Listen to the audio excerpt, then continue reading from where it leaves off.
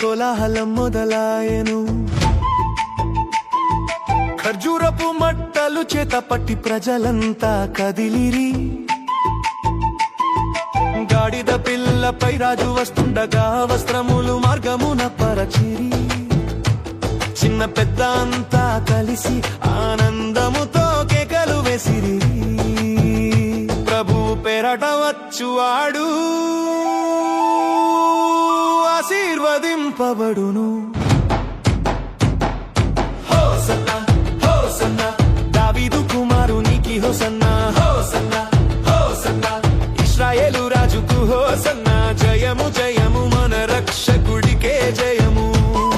స్తుతియు మహిమ పరలోక రాజే స్తుతింపబడును. హల్లెలూయా మట్టల పండుగ మనకందరికీ వెలుగు.